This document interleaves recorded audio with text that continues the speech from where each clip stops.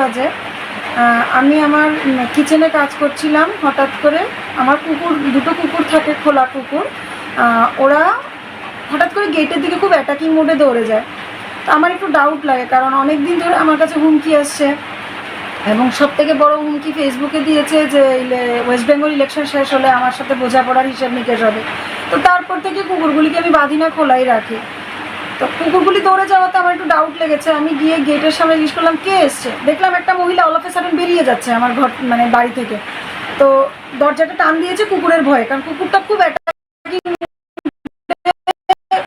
ওদের দিকে তাকাচ্ছিল। তো আমি কাছে যাওয়াতে দেখলাম মহিলার গলার আওয়াজ পাচ্ছি, কিন্তু অনেকজন লোক আছে সেখানে। একজনের তো চোখগুলি একটু ব্রাউনিশ ছিল, কিন্তু প্রত্যেকের মুখে মাস্ক। যখন মোবাইলে লাইটটা ধরলাম, প্রত্যেকের মুখে মাস্ক ছিল, গেরুয়া তিলক ছিল কপালে, আর সাদা ফতুয়া টাইপ ড্রেস ছিল এরকম গলার মধ্যে। একজনের উত্তরীয় ছিল, একজনের ফিগার খুব বড়।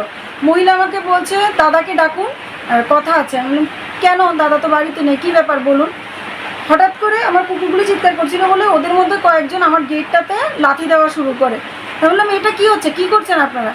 তো ওইদের থেকে বলল তুই নিউজ বন্ধ করবি কিনা বল। বললাম নিউজ বন্ধ করবো মানে, আপনারা কেন এসছেন? যে নিউজ যদি আর কোনোদিন করিস তাহলে বুঝিয়ে দেবো নিউজ করা কাকে বলে। আমি বললাম কী নিউজ জন্য আপনারা এরকম করছেন, আপনারা কি আমাকে মারবেন, মারতে এসছেন? তো ওরা এই কথা বলার সাথে সাথে এরকম বড় বড় সিমেন্টের, যে ইটের মতো বড় বড় সিমেন্টের পাটকেল টাইপ, এগুলি এত ওজনের বাড়িতে মারা শুরু করলো। প্রথমে কুকুরগুলির দিকে মারছিল, কুকুরগুলি আরও বেশি অ্যাগ্রেসিভ হয়, তারপর আমার দিকে মারলো, আমার মাথার দিকে মারতে লাগছিল। মাথাকে বাঁচানোর জন্য এমন করতে গিয়ে আমার এইখানে একটা লেগেছে আর এইখানে লেগেছে। তখন আমার মেয়ে অলরেডি পুলিশে ফোন করছে। তো যথারীতি পুরো এরিয়ার কারেন্ট কাটা, এটা অ্যাজ ইউজুয়াল পুরো অন্ধকার করা। তো মেয়ে তখন পুলিশে ফোন করছে। পুলিশ একবার বলছে আমার বাড়ির অ্যাড্রেস বুঝতে পারছে না, একবার বলছে আসতে পারছি, রাস্তায় আটকে আছি, এই ধরনের অনেক এক্সকিউজ দেখাচ্ছিল। তারপরে আমি একজন মানে নেতৃত্বস্থানীয় একজনকে আমি তখন অল অফ এ সাডেন তাদের সামনে থেকে কল করে দিয়েছিলাম যে আমার বাড়িতে অ্যাটাক হয়েছে, কাইন্ডলি একটু আপনারা আসুন।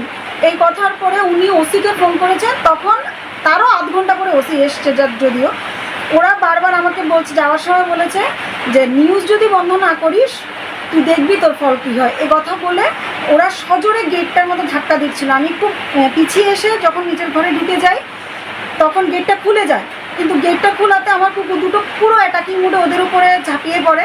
তখন ওরা ওইখান থেকে সরে যেতে বাধ্য হয়। তার পিছিয়ে আমি আমার ঘরের দাটা ছিল, দা নিয়ে যখন যাই আমি আর আমার মেয়ে, তখন সামনে তো কুকুর দুটো ছুটছিল। ওরা দেখলাম সোজা উঠে সম্ভবত 12 নম্বরের দিকে চলে গেছে।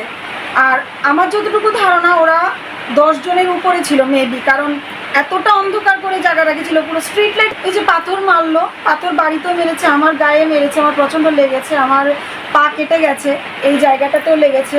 তারপরে মাথার উদ্দেশ্য করে মেরেছিল, কিন্তু আমি অনেকটা সেভ করে নিই।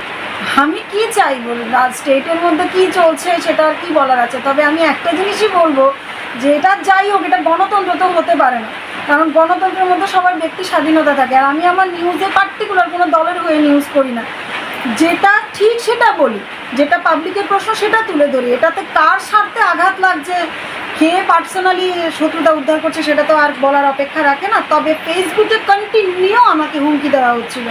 ইভেন আমার ছবি তুলেও বিশালগড়ের জন্য কেউ ব্যক্তি ওপেনলি বলেছে আমাকে নাকি, মানে এখানে আরও একজনের উপর অ্যাটাক হয়েছে আগরতলায়, ওনার মতো আমার উপরও কেস হবে, তখন দেখবো। আর ওয়েস্ট বেঙ্গলের ইলেকশনের পরে আমার হিসেব হবে, এটা আমার স্ক্রিনশটও আছে। এরকম আমাকে দেখুন, যেহেতু কারোর চেহারা, এখানে প্রত্যেকের চেহারা ঢাকা ছিল, তো একজন নিজের নাম বলেছে, আমি রামনগর 6-এর সর্বাণী কি শিবানী এমন নাম বলছিল। এখন এটা অরিজিনাল না ফেক সেটা তো বলতে পারছি না।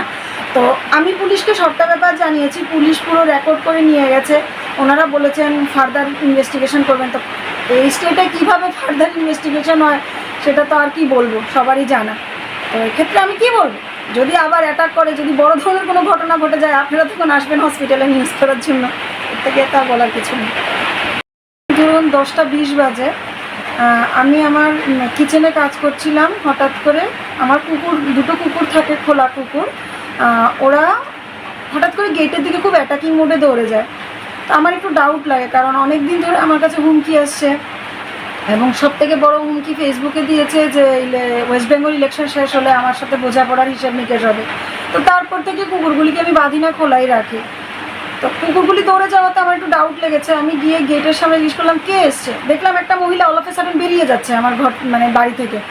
তো দরজাটা টান দিয়েছে কুকুরের ভয়ে, কারণ কুকুরটা খুব অ্যাটাকিং মুডে ওদের দিকে তাকাচ্ছিল। তো আমি কাছে যাওয়াতে দেখলাম মহিলার গলার আওয়াজ পাচ্ছি, কিন্তু অনেকজন লোক আছে সেখানে। একজনের তো চোখগুলি একটু ব্রাউনিশ ছিল, কিন্তু প্রত্যেকের মুখে মাস্ক। যখন মোবাইলে লাইটটা ধরলাম প্রত্যেকের মুখে মাস্ক ছিল, গেরুয়া তিলক ছিল কপালে, আর সাদা ফতুয়া টাইপ ড্রেস ছিল এরকম গলার মধ্যে। একজনের উত্তরীয় ছিল, একজনের ফিগার খুব বড়।